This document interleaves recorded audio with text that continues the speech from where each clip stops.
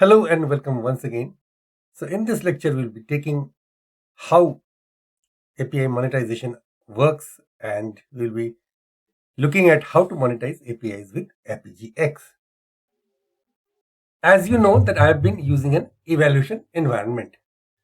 So not all features may be fully functional, and the focus is on understanding the concepts. Okay. So you need to refer to official APGX documentation for latest and most accurate information. So here I've already set up an eval organization. So the first point is to create an API product, and this is the dashboard. So click on API product and then add create a API product. And I'll have to write some product details. Hypothetical product detail within the evaluation organization, where I cannot create a payment gateway and I cannot show many things, but whatever I can show, I will show. Okay. Now I have filled some product details like, display name, weather API, gold tier, premium access to our weather API with enhanced features and higher rate limits. The environment is eval. Okay, that is the only environment. So I have clicked OK. Now access is private and quota. Here I will come back after filling some more fields like allowed OAuth scope, quota. So at the moment I can think of a quota being a bit high, 1000 request time interval of 1 minute. So 1000 requests per minute and allowed OAuth scope. So this is a little bit important to understand. So now let's break down this allowed OAuth scope field in the Apigee X API product and how to populate it effectively. What is OAuth scope? OAuth scopes are permissions that a client application requests when authorizing access to a user's protected resources. They define the level of access that the client application is granted. Think of them as contract between the API provider and the client application, outlining what the client is allowed to do. Why it is important to have it in the API product? Because it enforces security and it provides granular control and improves developer experience, because it clarifies for developers what permissions they need to request to use the APIs within the product. And in the allowed OAuth scope, we can write a comma separated list. Say for this weather API, you can put a few of the allowed OAuth. So these are the scopes like, read weather. So for basic weather data API product, it provides access to current weather conditions for a specific location. It's just a read weather. And for premium weather forecast API product, it provides access to 5-day weather forecasts and historical weather data, and it gives read forecast and then read weather both. And location aware, if it is a location aware weather API product, it allows access to personalized weather data based on user's location. And some important considerations are consistency, like the scopes you specify in the API product must align with the scopes defined and used in your OAuth 2 authorization server. So Apigee X doesn't create OAuth scopes, it just validates that the scopes requested by the client application are allowed for that API product, and it gives us granularity. Design your scopes with appropriate granularity, avoid overly broad scopes that grant unnecessary permissions. API proxy configuration, you need to configure your API proxy to enforce the OAuth scopes. Typically this involves using a policy like OAuth version 2 policy to verify the access token and ensure that the required scopes are present, and clearly document the available OAuth scopes. Next, I will create an operation configuration. So by default, it is selected on API proxy. So I will go with that and switch to entering API proxy manually if you don't find the proxy in the list below. So it is a hello world proxy which is automatically created on creating the eval organization. So I will go with that. Select this, and this is the path. So if I set this path to just simplest /, it means this operation applies to all paths within the Hello World API proxy, which is important to note here that in a production environment, you typically be more specific like /users or /products, /payments like that. But this is for simple test demonstration. I just chose this one. And there are several methods: get, post, put, delete, patch, etc. If I choose get, this means that the operation only applies to get requests on the /path, and because of this path, effectively all get requests to the API. If we wanted to include, on the other hand, methods like post, put, or delete, you need to either create separate operations or leave this field blank to allow all methods. Now you can leave it blank also to allow all methods. The choice is yours. And for quota, again, we can fill it like that. Say 1000 or 500. Say 1000 per minute. And custom attribute is optional. Okay. I can keep it blank and then click on save to save it. And then click save product. So that my product will be saved. Okay, guys. So let's click on monetization. Now you can see this monetization add-on is not enabled. So I need to contact sales. Now this is where the handicap is. This is eval organization. The monetization add-on is currently not enabled. This is a prerequisite for using the rate plans features. Unfortunately, this means that I can't perform a live step-by-step demo of the rate plan creation process within this environment. However, I can still walk you through the process conceptually using some screenshots and the documentation from the Apigee X and Google Cloud.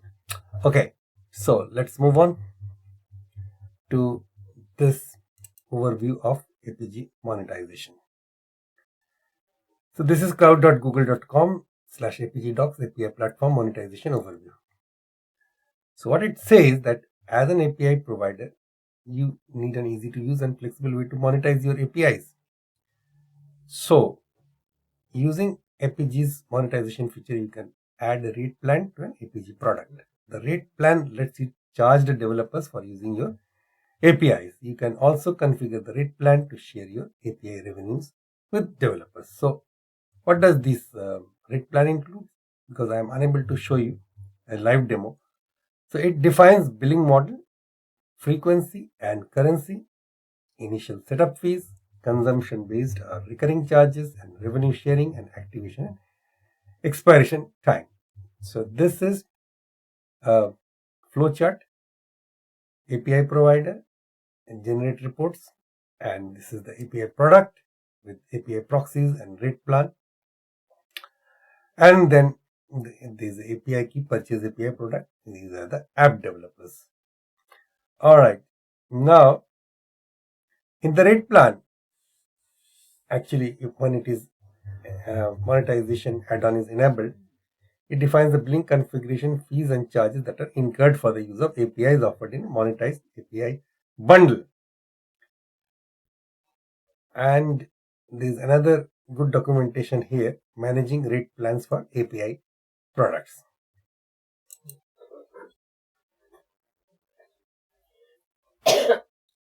So this is another resource where you can see that using rate plans, API product owners can monetize their API products by configuring the following. Okay. So it is of utmost importance to contact sales for unlocking new revenue stream by adding the monetization add-on for your production organizations. So this one is showing a business professional analyzing floating holographic data dashboards in high-tech setting. So why use Apigee X for API monetization? Because it is a comprehensive API management which is secure and analyze and manage APIs effectively. and it has got flexible monetization models, supports rate plans, revenue sharing, and tiered pricing.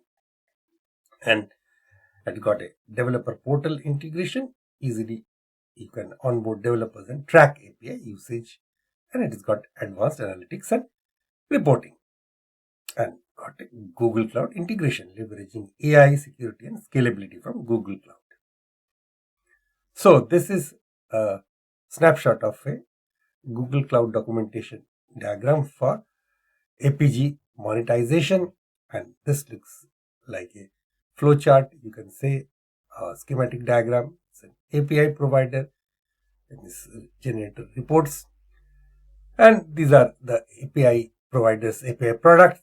It defines the access limits and API key approval method, and these are some proxies, and this is the rate plan. Billing model, frequency and currency, initial setup fees, consumption based or recurring charges, revenue sharing, activation and expiration times.